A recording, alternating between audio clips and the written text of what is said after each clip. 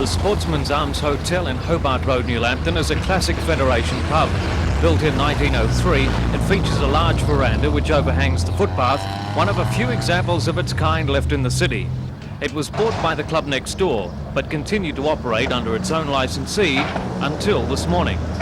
Western Suburbs Leagues Club has long had plans to develop the site. It wants to spend $5 million on a new gymnasium, a restaurant and additional function rooms. At 9 this morning, a gang of demolition workers moved into the pub and started to pull it down. Many of the upstairs residents were still packing their belongings into garbage bags as the doors and windows were pulled apart around them. The publican was roused from bed this morning and told other accommodation had been arranged for him. He and his daughter were given just 2 hours to get out. Yeah, I was just taken back by it. I knew I had to go at some stage, but 7 o'clock this morning, I thought it was a bit rough. The public was evicted very early this morning. That's where people stay in here. This was in the interest of the public. We did not want another star scene, and to protect the public, we decided to do it over the weekend. Some of the pub's regular customers staged their own protest by chaining themselves to the building. I'm appalled. I've been drinking here for bloody 20 years, since I was a West Junior, and what they're doing's bloody appalling. The crane arrived soon after, leaving no doubt that the demolishers meant business. The large hammerhead sat threateningly on the back of the truck, waiting to be lifted into action. Members of the local branch of the National Trust were concerned that no approval from council had been sought. Certainly the owners of the property don't have any intention of keeping it, and they will fight very hard not to keep it. We will fight just as hard if we feel it's worth keeping. Police stepped in to adjudicate and discovered that council regulations were being ignored by the contractor. They stopped work soon after. Newcastle Council's Director of Health and Building Services inspected the site and held discussions with West's executives before handing down a compromise decision. Well, we're not going to do anything to stop them from doing the internal demolition, provided it's maintained in a safe manner. And on Monday we expect them to come and seek approval for any of the facade demolition, and we'll know more about the National Trust then anyhow. So that's about it.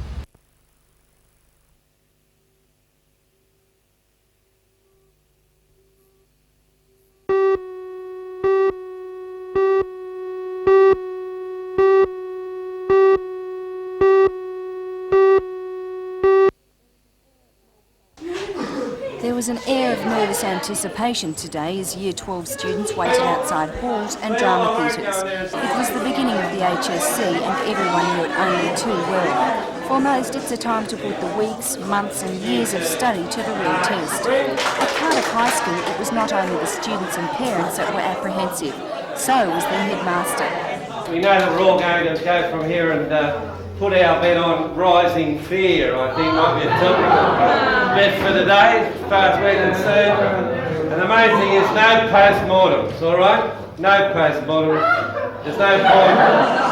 At 9:15, the students began filing into the halls for the first exam, a 2-hour English paper scheduled to begin at 9:25. According to the Assistant Regional Director of Education in the Hunter, Cliff Williams, even if there is a strike by teachers marking the HSC, the results will more than likely come out on time. This year, the HSC is worth approximately 50% of the students' marks. The other 50% comes from school assessment. Mr. Williams ruled out the possibility of the HSC being totally abandoned in the future in favour of continuous assessment, and denied that it was putting students under unnecessary stress. Both the community and the employers are happy with the higher school certificate and the way that it's set up. We've taken some of the stress off the students by introducing the assessment scheme into years 11 and 12, so that we're taking into account work over a 2-year period as well as performance in the higher school certificate exam. Later, as students filed out of the exam, their responses varied, but many said the topic area was a bit difficult. Is it harder than you thought? The comprehension was fairly hard, but the other two I thought were all right, I suppose, yeah. Did you have enough time? Just, yeah. I didn't get time to read over my things, so... This one's easy, but tomorrow's going to be hard, I reckon. Do you think so? Yeah. Why is that? Because this one you only had to read one book, and tomorrow you have to read 3. It was pretty hard, didn't quite finish it. But otherwise, it's all right. What did you think? Oh, I thought it was quite all right. It wasn't as hard as what I thought. What were you expecting? Really hard paper. Did you have enough time? Yeah, just.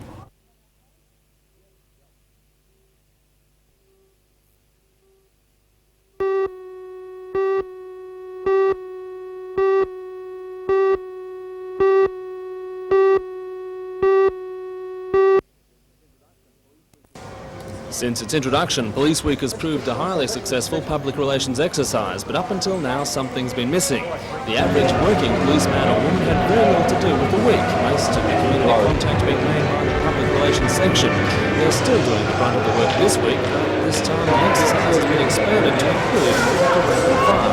That's why this display of Newcastle's top is a first. Various sections of the city's police force are taking part in the display. The Highway Patrol have their section, Rep Analysis theirs, and there's even a priceless display of privately owned historic police antiques. They tell the whole story of law enforcement in New South Wales from convict days. Constable Gary O'Dell says the exhibition supports this theme of community-based policing working together. We're trying to let people know that we're approachable and we can talk to them, and they can come and talk to us about anything they'd like, to know that the police are approachable and we are people that can be spoken to. The show continues on a week with static displays during the day and a performance for Thursday night shoppers by the Newcastle Local Authority Police with pipes and drums. And there'll also be plenty of officers available to talk about their role in the community as law enforcers.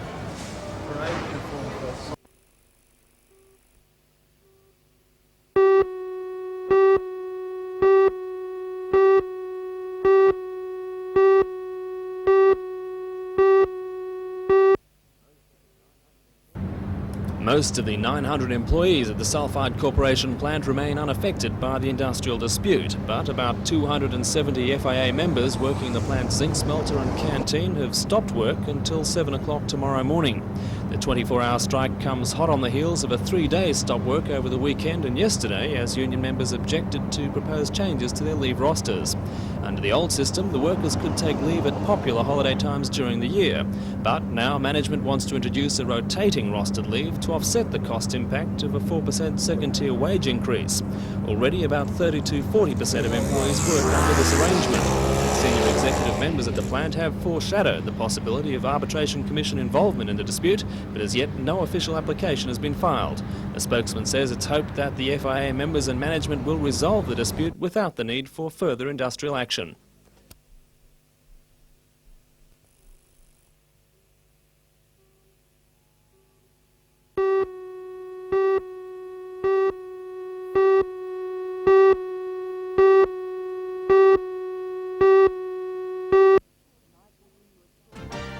Tonight we'll bring you a story on a new report released by the Hunter Valley Research Foundation which centres on retention patterns of school children in the Hunter.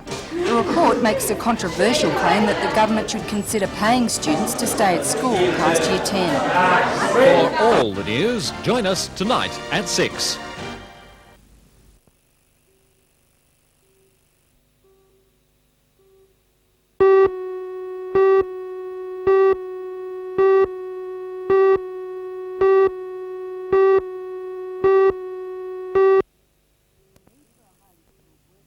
The need for a highly skilled workforce to develop all sectors of our economy is becoming acute, and it's obvious that we will need a well-educated population. But according to the Hunter Valley Research Foundation, it's just not happening in this region. They have just carried out a survey of 1,286 students in years 7 to 10 from 19 randomly selected schools. And the results are quite an eye-opener. While our trading partners such as Japan managed to retain 90% of their students to Year 12, with the OECD average being 66%, Australia retains only 50%. And in the Hunter it's even worse. Only 30% of all students will stay to Year 12. That is, for every 10 students who go into Year 7, only 3 of those will still be at school in Year 12. And there are strong differences between the Upper Hunter and the Lower Hunter. Students in the Lower Hunter are more likely to stay at school till Year 12 compared with their counterparts from the Upper Hunter. The reasons that students gave for leaving school early vary, but leavers generally emphasise that they wanted to be independent and earn their own money. According to researcher Penny Smith, the report has important implications and won't be allowed to gather dust. The Hunter has got problems compared with the rest of the country and compared with the federal government's stated aim of a retention rate of 65%. We're not doing so well. Will this report be forwarded on to the federal government? Yes, we're sending copies of the report to the State Minister and the Federal Minister and to the policymakers in the various education administrations.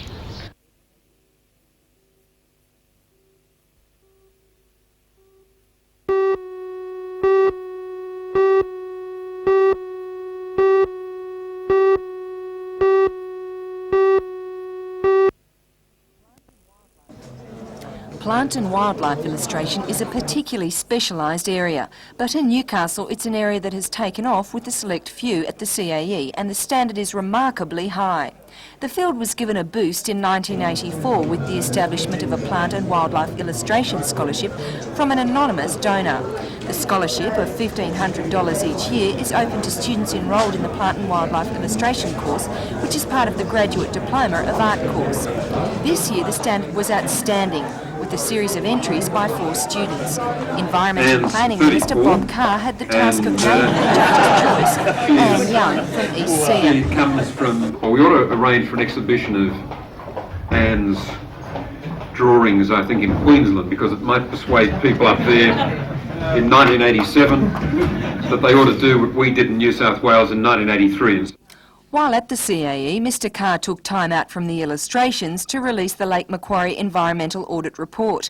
He denied strongly that the report was just an attempt by the state government to appear to be doing something about the Lake Macquarie pollution problem.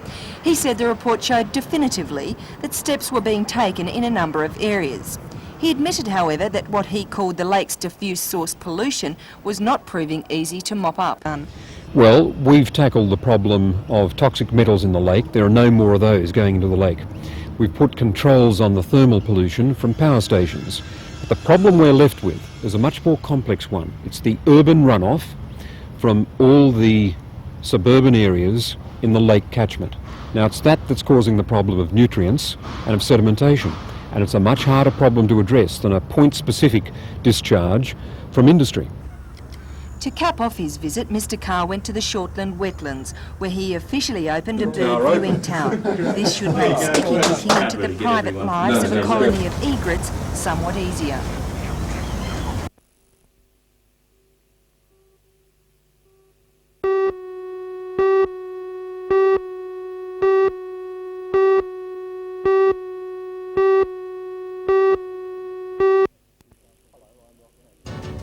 Hello, I'm Ross Hampton. Newcastle Regional Art Gallery currently has on display some of the world's most innovative pottery, including works by Japanese master Yanagihara. I'll have a full report in tonight's news. For all the news, join us tonight at 6.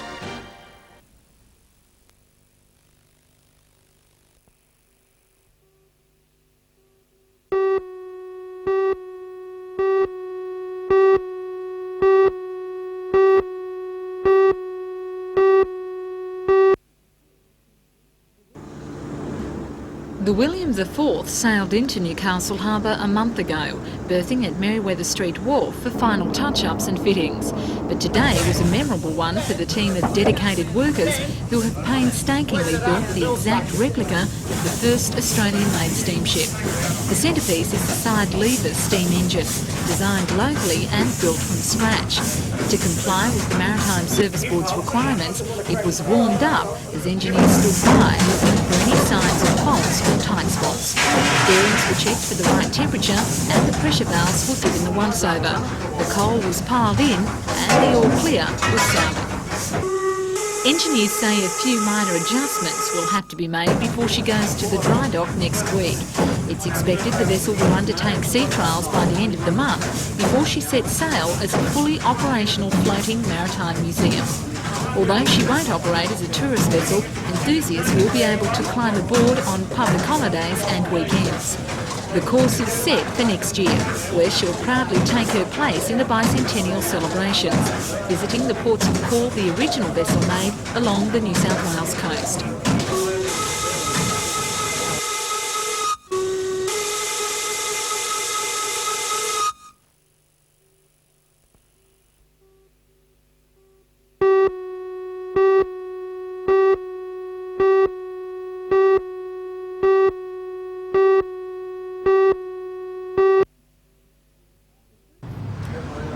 The first hold-up raised the alarm late yesterday morning when two armed bandits wearing balaclavas raided the Commonwealth Bank in Alma Road via the back door. Brandishing shotguns, they ordered bank staff and customers to lie face down on the floor. They grabbed the takings from two teller boxes and then sped away in a 1975 Holden sedan. The car was later found dumped in a nearby laneway. Witnesses say the two men then made their getaway in a beat-up red 1972 HQ Holden sedan. Police are asking anyone who may have seen a car fitting this description to contact them immediately. The second robbery, just 5 hours later, was at the nearby Westpac Bank. Police say a man entered the rear door and demanded money from the tellers, saying he was armed. He escaped with a small amount of cash. Police say they believe they have identified the man and have released a description. He's believed to be 33 years old, 190 centimetres tall, of slim build, with brown eyes and collar-length hair. The man is still believed to be hiding out in the Newcastle area.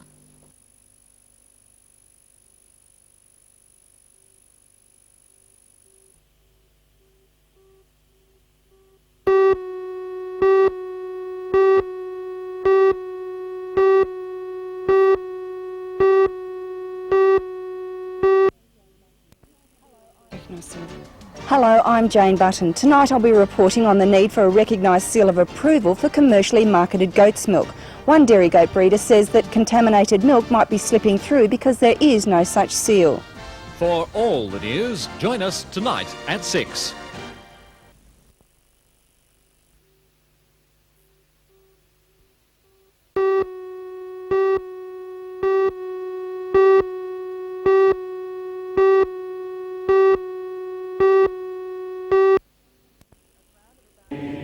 A crowd of about 150 people gathered in the Newcastle City Hall for the Remembrance Day service traditionally held in Civic Park. For the first time in years, rain forced the service indoors. Those in attendance included current and former Army, Air Force and Navy personnel and representatives of women's associations including the War Widows Guild and legacy torchbearer groups. Soldiers who served in the Second World War, Korea and Vietnam also attended. However, Newcastle's Anzacs weren't able to go. Instead, they attended a special luncheon at the Gallipoli Legion Club at Hamilton. During the service, Newcastle Legacy President Bill Mullins said remembrance shouldn't be restricted to wars. With the nation's birthday weeks away, he says there is much history and many people to remember. But Australians should also remember events that have gone wrong. He says the sad neglect of Aborigines and other selfish and unworthy actions have marred the development of national character. Towards the end of the ceremony, books and wreaths were laid as a tribute to the fallen, and the last post was sounded.